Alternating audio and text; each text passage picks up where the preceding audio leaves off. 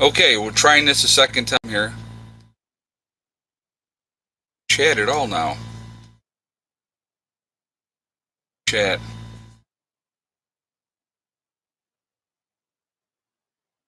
Mike, you hear me? Yeah, I hear you. Not seeing any chat.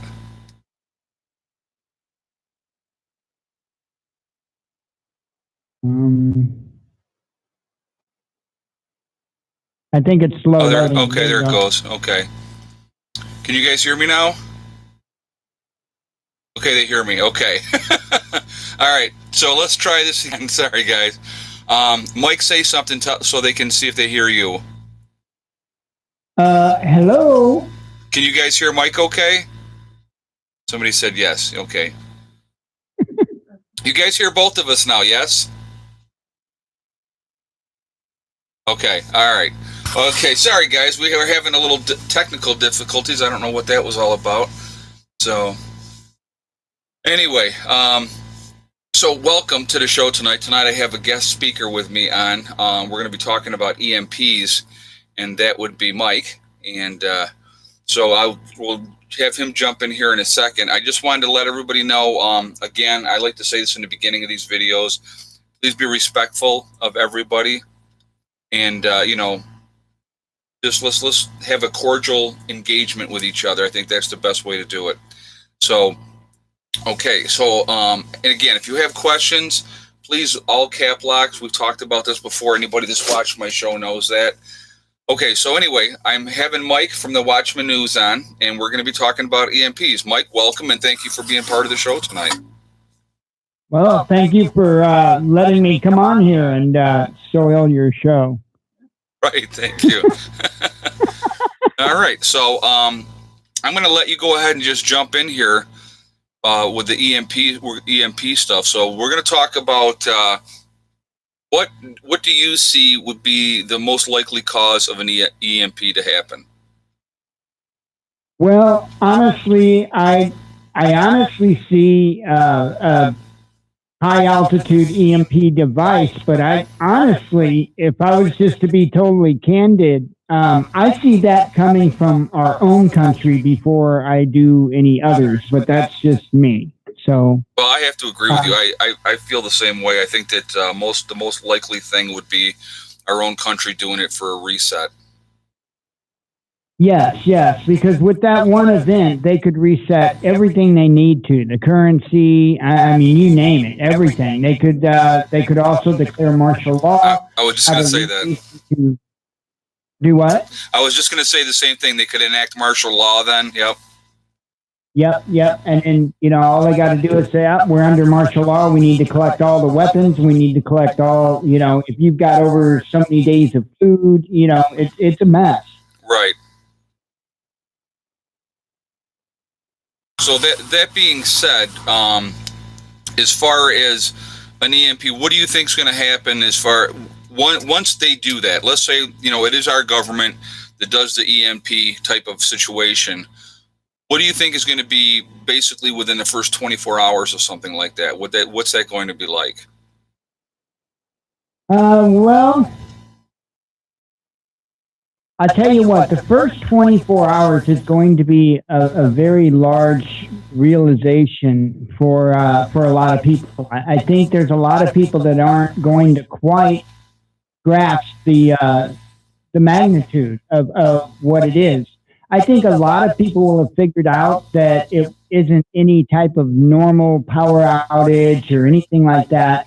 But I think the majority of the people really haven't even put enough thought into it to realize that there's not going to be any food shipments or fuel shipments or anything like that. I think the first 24 hours, considering that most of the people will have no way to get news or anything else, I think they're going to be kind of calm. But I think after that next day comes, I think that's when you're going to see the worst of it. Now, you're going to see some stuff probably within about 5 or 6 hours at least after the event, because some people are going to figure it out. Some people are going to try to get shopping first, if you know what I mean. Right. That makes sense. So apparently you sound like you're in an echo chamber, according to a couple of the comments. So guys, yes, he's on Skype. So that's how we're doing the chat. So if it sounds like that, I apologize. But as long as you can hear him, that's the important thing. I agree that, like, I think a lot of people within the first 24 hours, you'll have some people, the people that are awake now are going to realize what's going on, especially if it's countrywide. I think a lot of other people are going to be sitting around waiting for the lights to come back on because they always do. And so I think that would be pretty much what a lot of people are going to be doing, is they're going to sit on their hands. And I agree with you, the fact that the people that are awake are going to be making that last run to the grocery store and all those type of things. So I think that's going to be the first 24 hours will be interesting. I know that, like, in major cities, when there's power outages for any length of time, looting starts pretty quickly in certain neighborhoods. And so I think you're still going to see those type of things happening, where people are going to go and smash and grab whatever, they think that they want or deserve. But, I see that type of chaos in the cities. Not so much in suburbia. I think people in suburbia will basically be sitting around unless they're awake. And I think the country folks, pretty much, again, they would be pretty much laying low, trying to figure out, okay, is the power coming back on, or if it's not coming back on. So I think that would be pretty much, like I've always said, you basically, once an event happens, whatever the event may be, you basically have a 72-hour window, because it's about day 3 when the power's still not back on, and if it's countrywide. And here's the important thing with that. That's why it's real important to have that ham radio. And again, that's where I'm lacking, and I'm going to be the first to admit it. I do not have a ham radio yet. But to be able to communicate with other people, to find out what else is going on around the rest of the country, and once you realize that this is a countrywide type of event, that you better be getting things in place right now. You know what I mean? Right away in that type of situation. So I still believe that you're going to be looking at 72 hours to get to whatever location you're trying to get to, if you're bugging out. And if you're bugging in, you got that 72 hours to button things up. Right, I agree. And, one thing, though, I do want to heavily stress is that you, or I should say they, won't be the first to know. In fact, I don't even know, really how mass amounts of people would find out from an official source. However, you can bet that they're going to run through their little circuits they have to let the different, say, county sheriffs know, and then county sheriffs to be trying to contact, local municipalities. They will have ways, because believe me, they are set up far better than we could imagine. So they will have ways to communicate and let the authorities know that there is a problem. Right. At that point, you're probably going to start to see your major interstates and your major thoroughfares through towns start to get closed off. And you're going to want to be, if you got somewhere to go, you want to get gone the moment you realize what's going on. Don't expect to wait that, say, first 24 hours, because not everybody's flipping out and there's not gunfire going off in the streets. No, get the hell out of there, because you do not know when they're going to start closing off those roads, and you will not get past them. Okay, so here's something I want to talk about. We're talking about like an EMP. Now, I personally believe that it would be the government basically flipping the switch themselves, okay, and blaming it on possibly a cyber attack or something like that. Do you think they would actually do an EMP type of event to, like, just kill all cars and everything like that? Do you think that they would actually do that? Or do you think it'd be more likely that it would be like a flip switching, where they would flip that switch and that way they can reset, like you said, and blame it on a terrorist attack or a cyber attack? Well, see, and I've thought about that scenario too.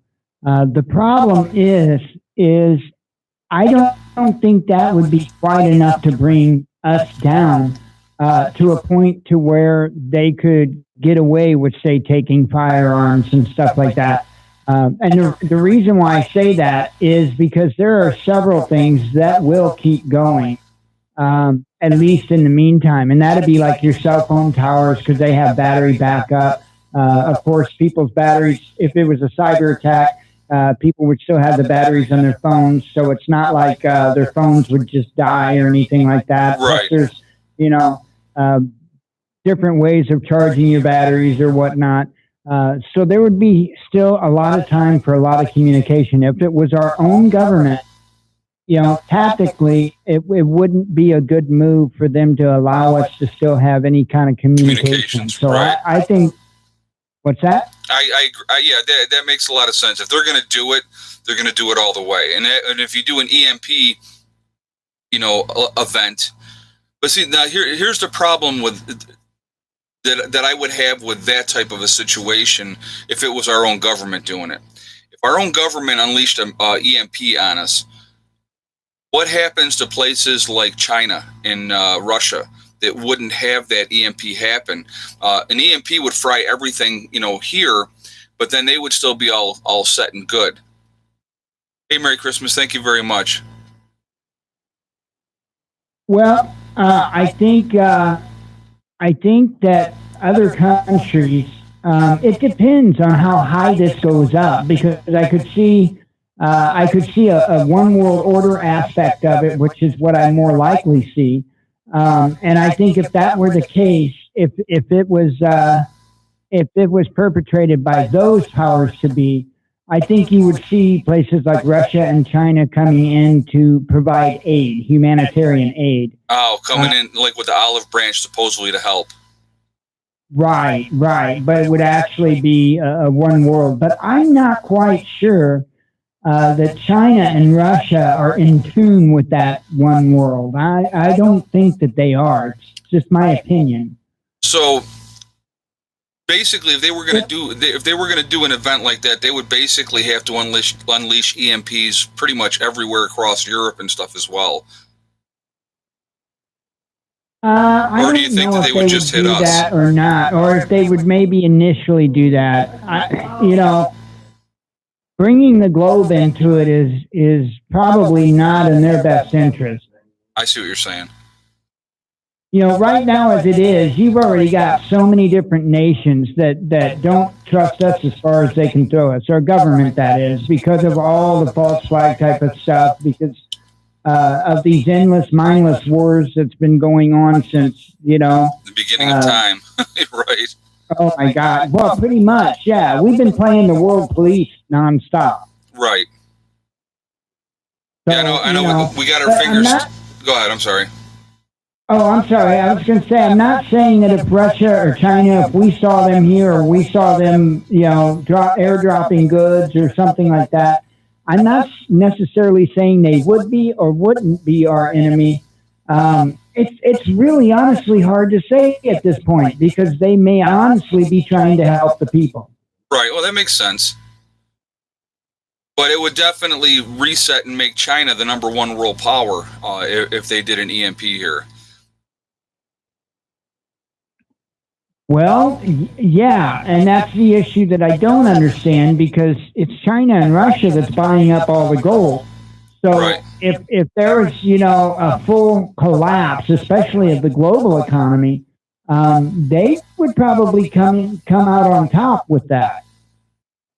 Right, because they could have gold-backed currency. That's right, because we pretty much sold our gold out from under the people. Right. Well, when we went on the fiat dollar, that changed the whole game on everything. Right, exactly. So somebody's asking, why would the government ever do that? And they're laughing at the why would they go? Because it's a control thing, guys. It's the reason that the government would do it, if they do a reset, and this is where a lot of people are like, oh, they wouldn't do that. We pay the taxes and blah, blah, blah. But you know what? They have all the infrastructure in place already. They want to have a reset because there's too many people on this planet, okay? And if we do a reset, we got to think about all the money that's going out all the time to support, I think it's 48% of the people get some form of government assistance. And if they can orchestrate something, they will. Everybody's always fearful about the guns, okay? So I don't think, unless there is some kind of way that they could enact martial law, that they could ever get our guns, because people will not allow it. But if there is a martial law situation where they can put troops in the street and they can orchestrate control that way and suspend the Constitution, by enacting martial law, you're going to see a whole different thing. And let's think about all the people that right away in an EMP type of an event that would perish right away. Anybody with like a pacemaker, those type of people, anybody on a ventilator, anybody on, dialysis, you're looking at maybe a week to 2 weeks for people on dialysis, and they would start dying off. So you would have a lot of people that would be dying from just natural things that they're being kept alive with because of modern technology.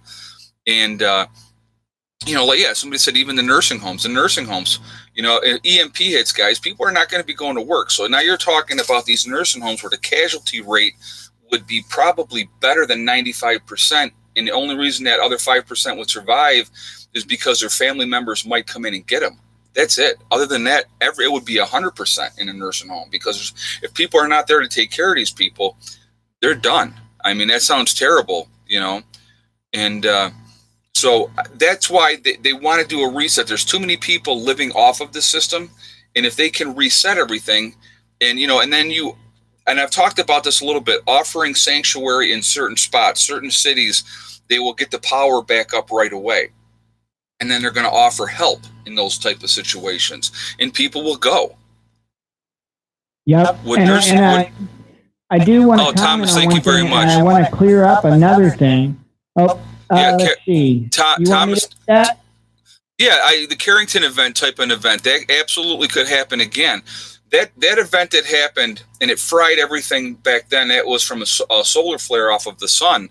And thank you for the donation too, by the way. That whole situation, if that happened now, a natural event, a natural Carrington event, that would affect things globally. That really would. I mean, it would shut down everything. So, then we'd all be on our own. And Georgia Guidestones tells it all. Thank you, Merry Christmas, for the donation. Yeah, they basically put it out there what they want with the Georgia Guidestones. I've seen that, and they want to reduce the world population. But, if you have that type of, like I said, the Carrington event type of situation, if that happened, you're talking about disaster, guys. I mean, and that's worldwide. So, everything would be fried everywhere. And, excuse me, unless you have that Faraday cages and have things set up, and the government does. So the government, if they knew that that's a possibility that could happen, which it is because it's already happened in the past, they can try to prepare for that and do a reset. And again, they would open up certain cities and say, okay, they would cordon stuff off and be complete and utter control by the government. They would dictate everything and anything. And I think you would see people flocking to those cities looking for help. And that's just natural. That would be absolutely natural, especially if you have somebody in your family who's compromised or somebody who needs some kind of medical attention. That's where people are going to go. They're going to go where the help is offered. And so that's why I really believe very strongly we need to try to be as independent as we possibly can and be self-sufficient as we possibly can. When that type of an event happens, very, very scary stuff. I mean, it's like an EMP is no joke. I mean, you're not driving your car. We're all of a sudden, we're back into the 1800s in a blink of an eye. So, transportation would be bicycles, horses, those type of situations. You're not going to, unless you have a pre-1974 or it's either 78 or 74 vehicle that doesn't have any electronics on it, you're not driving. Okay. And then think about this, you got the gas stations. You're not going to be able to get the gas out. I mean, there's a lot of stuff, a lot of stuff that you really need to think about. Go ahead, Mike. I'm sorry. I got on a roll.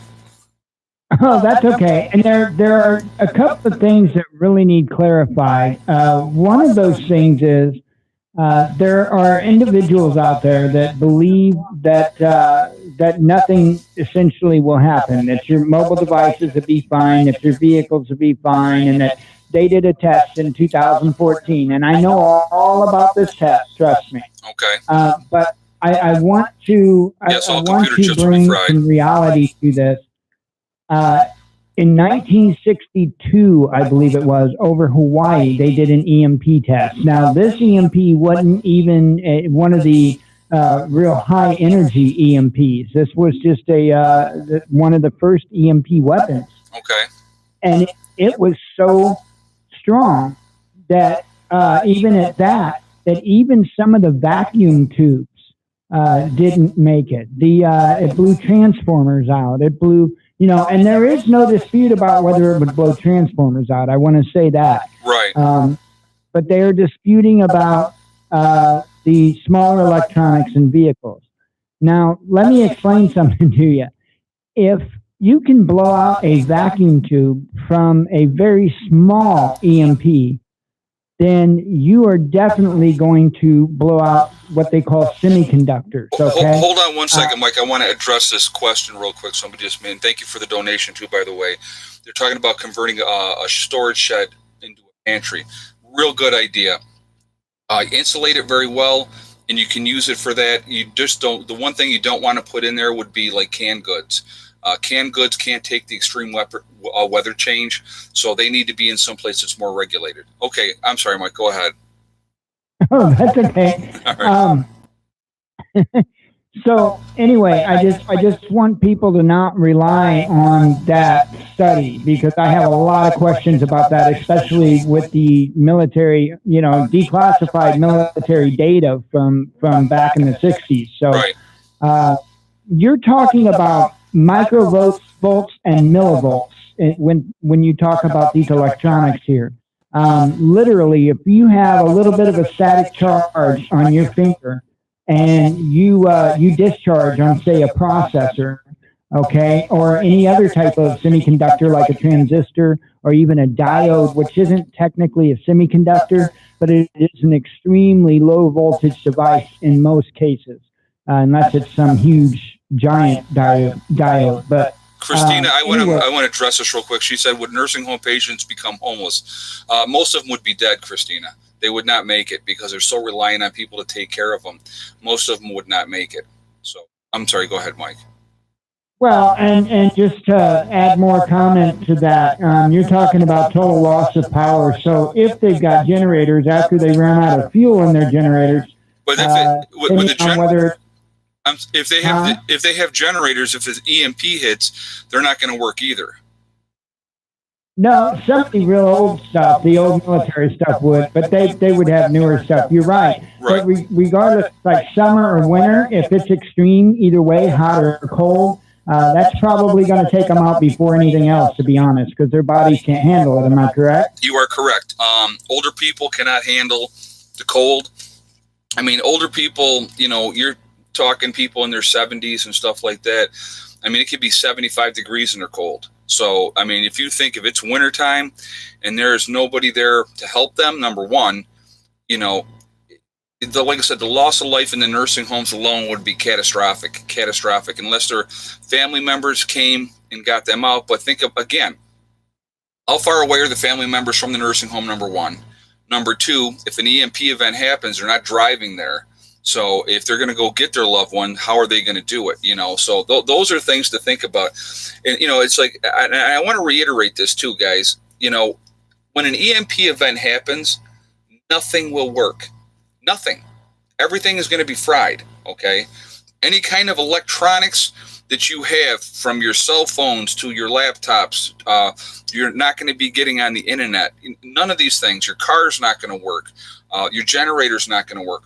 Like even my solar system, my charge controllers would be fried. My inverter would be fried.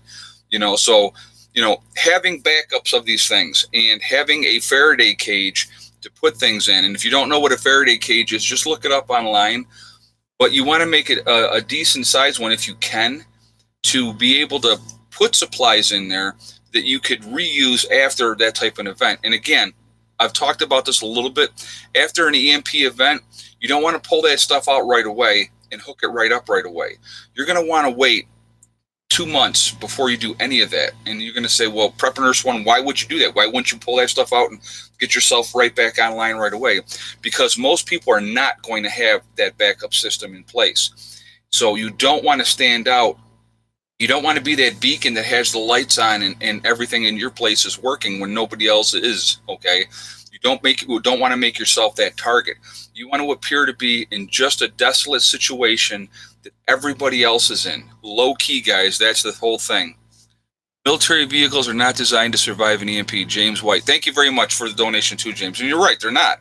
Everything, they're not designed. Anything modern is going to be fried. Anything like I said, pre-1978, I think it is. It could be 74, but I think it is 74. I'm not 100% sure. So if I'm wrong, please correct me. But those older vehicles do not have electronic starters and don't have the electronics in them. They're old school vehicles. Those will still work. My neighbor up behind me, Greg, that you guys have seen before, he's got a 1960-something Jeep. That thing would be worth its weight in gold. And here's the other thing you got to think about, too. If you have that type of vehicle, your local authorities are going to come up to you and say, we need to commandeer that vehicle for the greater good. So you need to think about that, too, because people are going to want that. If they, so the water's not going to be running. Somebody just said, no town water or sewer. You're right. Nothing's going to be working. So putting yourself in that position to be ready for these type of situations, because it is a very, very real possibility. So go ahead, Mike. Well, and here's the thing with vehicles, and just to help you differentiate a little bit. Okay, so even if you've got a 78 that came out with electronic ignition in it, as long as it's not fuel injected and got all the other stuff, as long as it's just a carbureted engine with electronic ignition, you can actually put a points and condenser system in them. That is what makes the difference. So you could even take, say, a 78, a 79, some 80s, some of your early 80s that aren't quite fuel injected yet, as long as they're carbureted, and you can put a points and condenser system on them, and you're in business. That is pretty much the only thing in that era of vehicles that would prevent that vehicle from running. Right. But like I said, the older vehicles will still be working. But now again, let's look at what you need to have logistically. So let's say you have that pre-1974 vehicle, and your vehicle's working. How much gas do you have on hand? How much gas do you, to be able to use? And again, you better be ready to defend that vehicle, because people are going to come and they're going to try to take it. Be it town officials or whoever thinks that they're in charge. That if you read the book 1 second after, people that had those type of cars, the town officials said, we need those vehicles, and they took those vehicles. So, that's just an example, but that is a very, very real reality. Being able to have enough gas to be able to get around still is going to be important. And like I said, again, low key is going to be the really important thing. I don't care how prepped up you are, how ready you are. You don't want to stand out in the beginning of one of these type of an events, because it makes you a huge, huge target. Okay. So yeah. And remember, the best bug out vehicle of all time is a unicycle, because not only can you get around on it, ain't nobody else going to want it. That's for sure. I'm sure they wouldn't want to take that. But even bicycles, have a couple of bicycles. I would rather be humping away on a bicycle than trying to walk. You're going to go a lot faster. Yeah, siphoning gas from dead cars on the street. Yeah, but again, that's definitely a workable thing. Then you can do that, and that'll happen a lot as well. But you're not going to be able to have enough. You will never be able to hide, Joseph said. Well, be the gray man, Wolf said there. Yeah, absolutely. You want to be the gray man. Hide from who? You're trying to, you want to pretend that you're like everybody else, that you're no different than your neighbors, so you want to keep that low profile as much as you possibly can. People like me that have put myself out here, I'm a target, guys, and I know that, okay? But, I feel fortunate enough to where my location is. If we have an EMP, I live up in the hills. People are not going to want to walk up into the hills, number one. Okay, that's number one. And number two, you're looking at, logistically, people are just, I'm in a pretty safe area as far as that goes. Now, Are there people that know where I am that are going to really want to come and try to do us harm? Sure, there will be. But by that point, hopefully my other people will be here, and there's already people that are close by that are going to be here. So, the last place anybody is going to want to come and try to take stuff from is a prepper. I'm telling you that right now. You know what I mean? It's just that would be a mistake. It would absolutely be a mistake on your part as an average citizen, unprepared, to try to come and take anything from a prepper because you're signing your death warrant. I'm telling you right now. So, I mean, after an EMP type of an event, and once it's verified that that's what it is, all bets are off, guys. Okay, Mike, I'm going to give the mic back to you here. I get flapping. I'm sorry. That's all right. I also do want to make sure that we talk a little bit about Faraday cages and the EMP bags and the homemade EMP, enclosures. I don't want people to prep too little in these areas, and let me explain what I'm talking about. So I'm a do-it-yourselfer kind of guy. Anything that I can do myself, I do because I can do it cheaper, and a lot of times I can do it better. And so I got to looking into like EMP-rated fabrics and stuff like that, which is what these bags and stuff are that you can get. And so anyway, the deal with the EMP bags is they only are rated, most of them are only rated for like, say, up to 5 gigahertz, for example. And an EMP, especially the high energy EMPs, those will actually get up over, 100 megahertz. 100 gigahertz. I'm sorry. Okay, so I have a question. I have a question for you on that topic, then, Mike. Okay. So they're basically going to target places like high population targets if they're going to do an EMP. So that's going to be like the ground zero, if you will. And so everything in those type of areas would be just wiped out right away. The farther away that you get from that, how badly would they be affected? Like, say, 100 miles, 200 miles, 300 miles out from like ground zero. Is it going to just affect everything, or would it be lessened as it went out?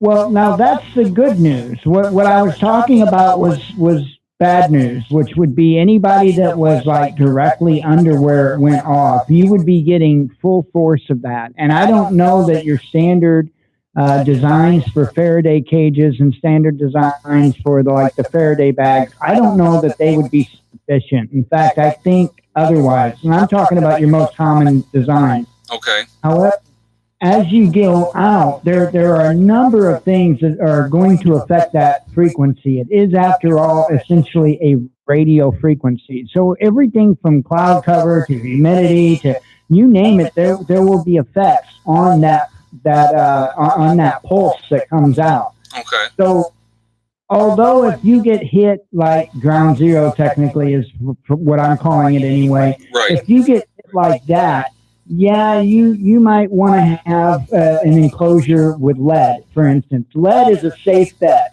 I'm telling you, if you want to make something you absolutely know is going to be safe, make it with lead, or at least like you can get like lead like they use for aprons if you go into an X-ray, but they also got lead sheet that you can use that you can just unroll out. And something like that would be much better than, say, the copper or even the silver mesh. So I'm just saying, I think you're going to want to go that far if you're in an area that's likely to be a target. And those areas, like Ed was starting to mention, would be like, say, your population centers like New York City, Chicago, and Los Angeles, or something like that would be awesome targets for them, to be honest. Right. Well, so, as you go out, I don't think the frequency's going, or I don't think the strength of it's going to be quite that bad. So I think a lot of your standard designs and standard bags and stuff will give you a fair amount of protection. Sorry, I didn't mean to cut you off. No, that's fine. No, I was. Thank you for that information. I mean, the other thing somebody was talking about on here, and I wanted to really mention it real quick. They talked about grounding your Faraday cage. What about a metal building? Is it EMP proof? That's a good question. What do you say to that, Mike? It's not grounded though. A metal building's not going to be grounded. So, well, I tell you what, it can be, and as far as buildings are concerned, I would say the ideal building designed for like an EMP would be like a all steel Quonset hut, like a small aircraft hangar, for instance, for like ultralights. That if you grounded that metal enclosure, I do believe that would be one hell of a deterrent for EMP. Now, I think if you had another EMP enclosure under that Quonset hut, I'm thinking you're probably going to be pretty safe, even maybe underground zero, location. Okay. Would Mylar bags be helpful? That's a question from Ken. And thank you, Ken, for the donation. Minimally. They do provide some protection, but not a whole lot, because you're talking about even like a mesh, whether it be copper, whether it be silver, steel, or whatever. And even that only has ratings for up to like 5 gigahertz. So, okay, so the higher, right.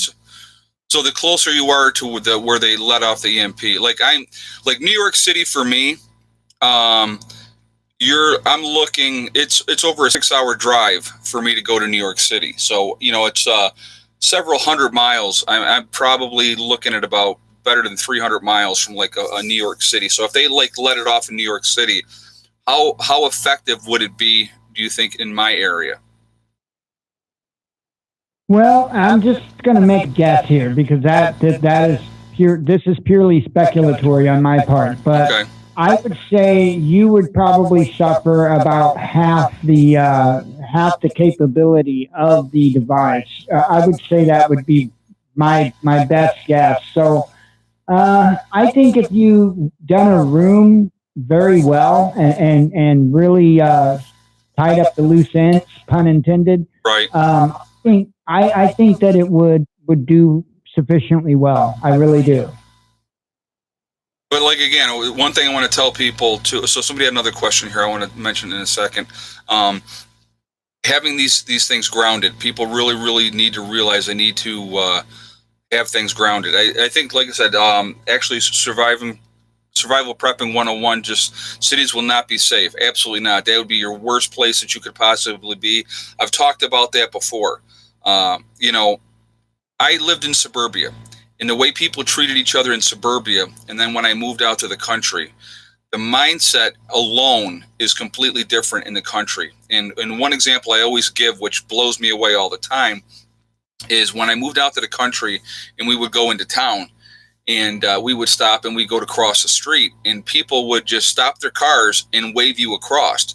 Well, in suburbia and in the cities, that don't happen. It will run you down. I mean, that's the reality of it. So, it's a different mindset, and I really think that people will work together. Yeah, I've seen the show Jericho. I did watch that.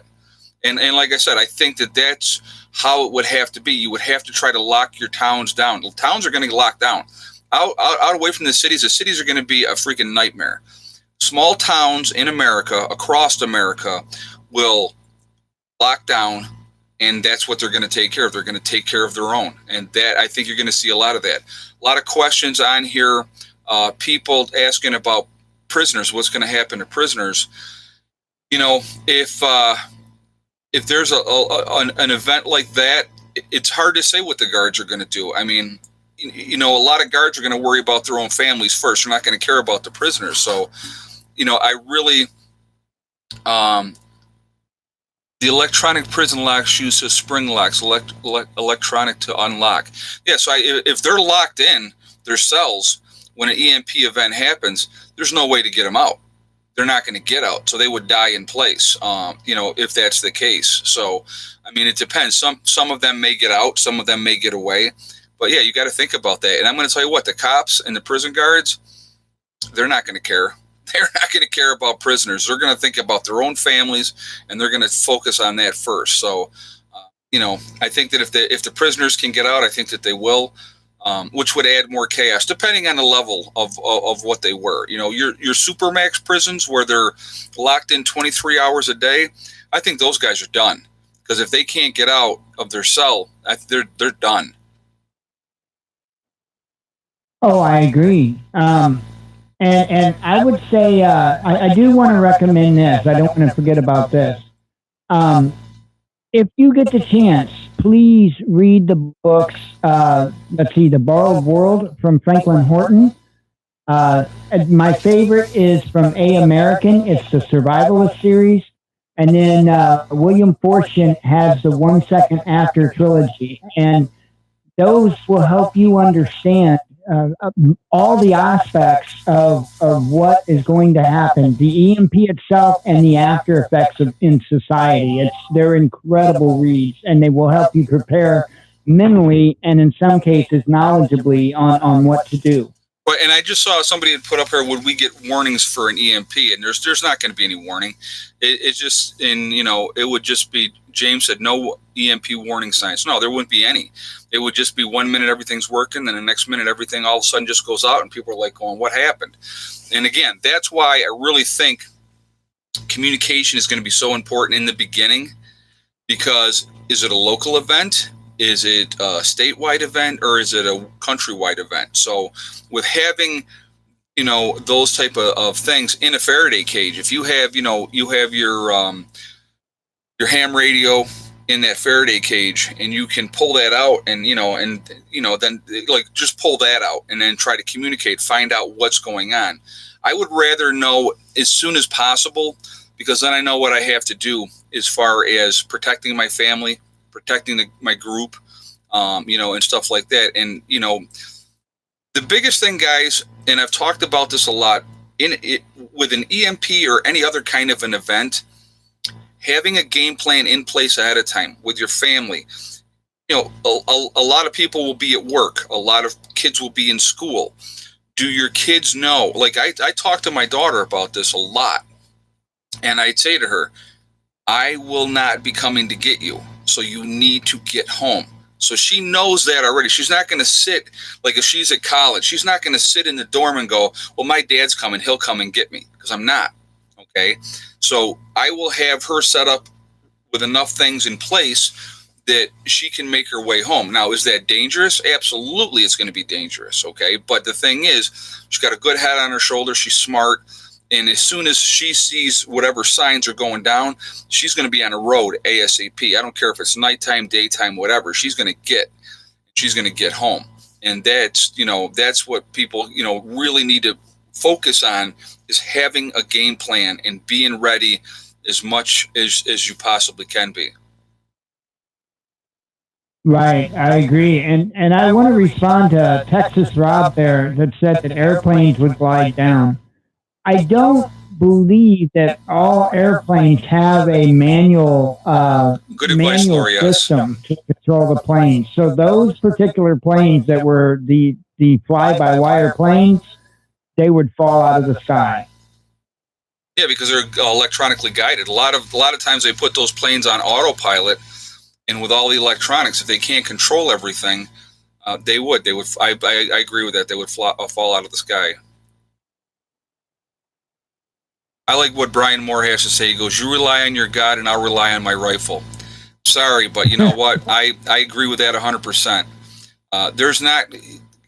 I think a lot of people really underestimate how truly evil humans are to each other. I mean, I try to talk to people all the time and explain, look what we do to each other now with rule of law. With rule of law, we're horrible to each other. Horrible. So what do you think it's going to be like with no rule of law? It's just the worst nightmare you could possibly think of. Lori S. had made a comment about telling Heather to dress like a man if she was trying to get back home, which is great advice. Great advice. You don't want people to know that you are a woman, because you're more going to be acceptable to rapes and attack.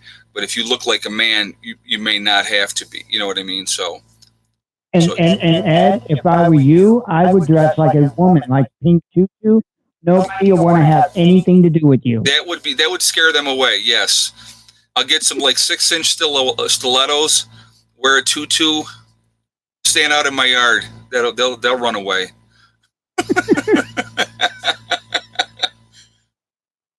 But no, in all seriousness, though, having a plan, is going to really, stealth will be key. That's another great tip from survival prep. Survival, I think that's what he said. But The bearded lady prepper. Yeah, there you go. Yeah, I don't think it would pass as a lady too well. That people would probably figure it out pretty quick. Patients would die in the middle of surgery. You are absolutely correct. You know sadly that's if somebody's in surgery, they're going to not make it. You know, if they're under anesthesia, how are you going to bring them back out of anesthesia? You don't have any of the equipment. Guys, the death toll in the first 24 hours would be huge. Then and after that, you would be looking within the first 30 days of an EMP type of event. I could easily see 30 to 40% of the population gone that quickly. And people will say, oh, that's ridiculous. But you think about how reliant we are on the system.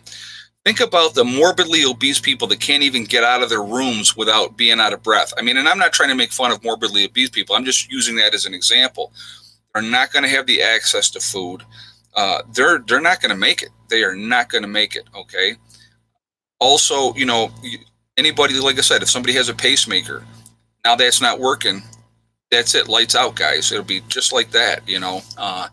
Anybody on dialysis, you know, insulin-dependent people, when that insulin runs out, they're going to be in really, really rough shape. I mean, really, you know, and they're not going to make it. You know, so depending on where you are, if you're in a deep south, in the heat that this deep south gets, if you don't have air conditioning, think about how many older people, again, will not make it because of that. They don't have any food to eat. How can they live off their own body fat? Because they're not going to be able to get around. If somebody is 350, 400, 450, 600 pounds, and we have a lot of those people in this country. I mean, we really, really, truly do. You have some of these people that are so heavy, they can't even leave their room. They can't even get out. I don't know if you've ever seen, you know, like My 600-Pound Life. They've had to take out walls to get people out of their room, and then have to have, you know, 8 to 10 men to lift them up to get them out. It's not going to, you know, it's not going to work. It's just not going to work. So, I mean, those people are done. They're doomed, you know, because the other people are it's going to be survival mode, guys. That's the mindset. What a lot of people don't understand, that animal instinct is going to come out of people. And, you know, because so many people are not prepared. It's just, it's scary. Yeah, body will burn muscle and internal organs before fat. Exactly.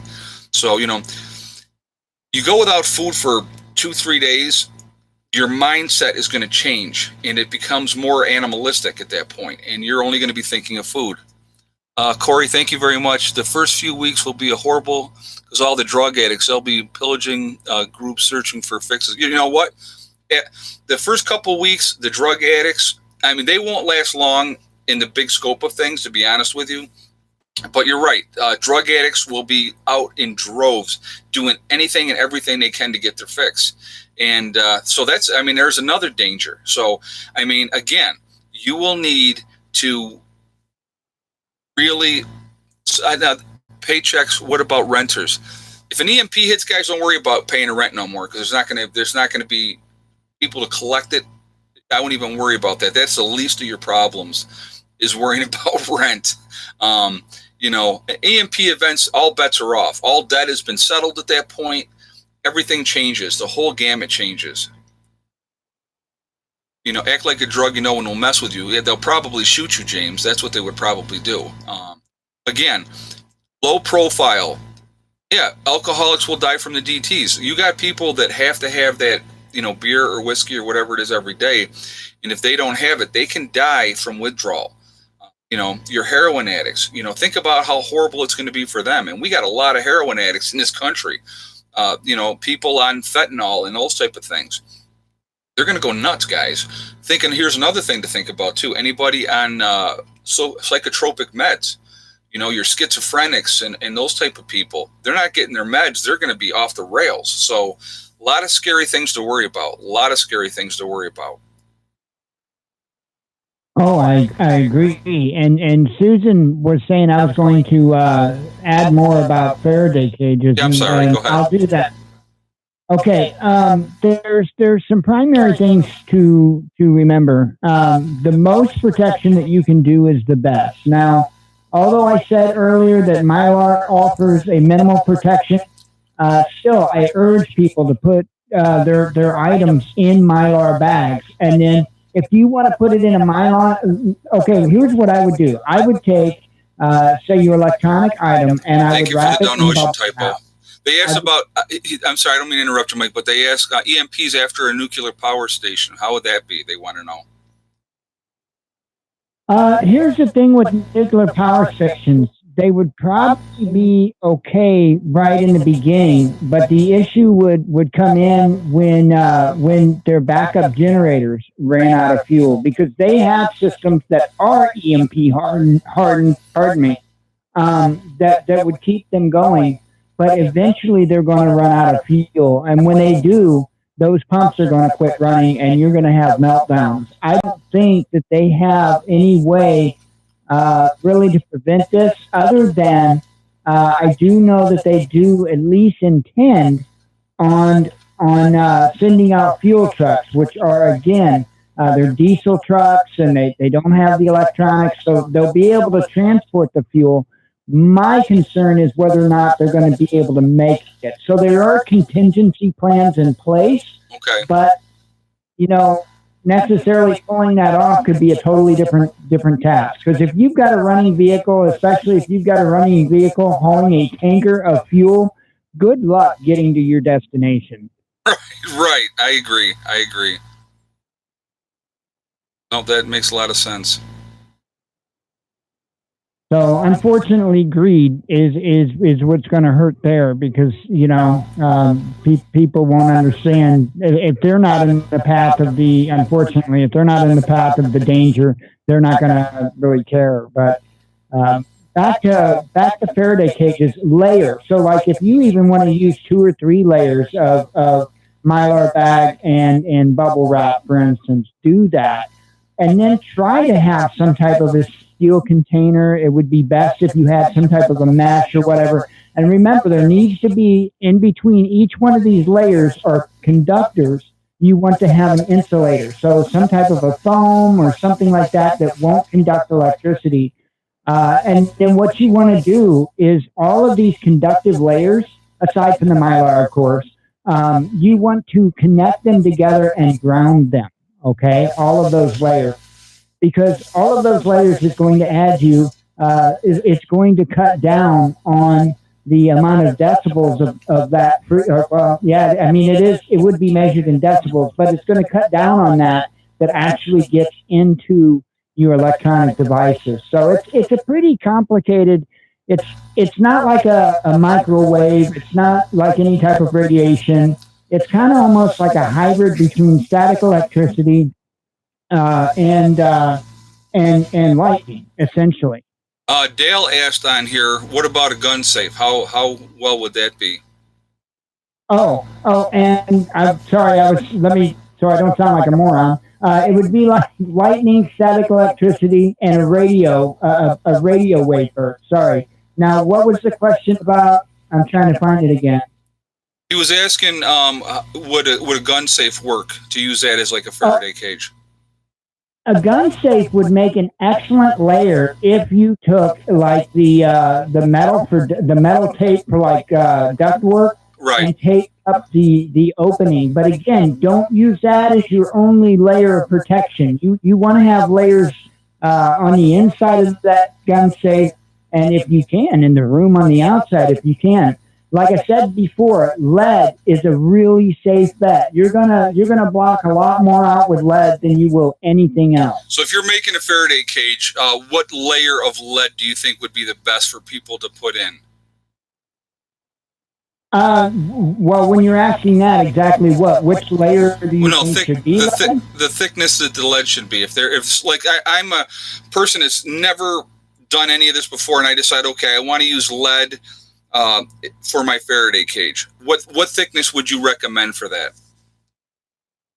Well, I mean, the thicker that you get it, the safer you're going to be. But I think, as far as what would be sufficient, I think what would be best, or what would work, I'm sorry, not necessarily be best, would be you can get rolls of like lead, and they use it, say, for instance, in the walls and stuff of x-ray rooms and hospitals. Okay. And it comes on a roll, and you could actually unroll it and fasten it. Make sure you overlap a little bit. Use some of that metal tape to hold it together.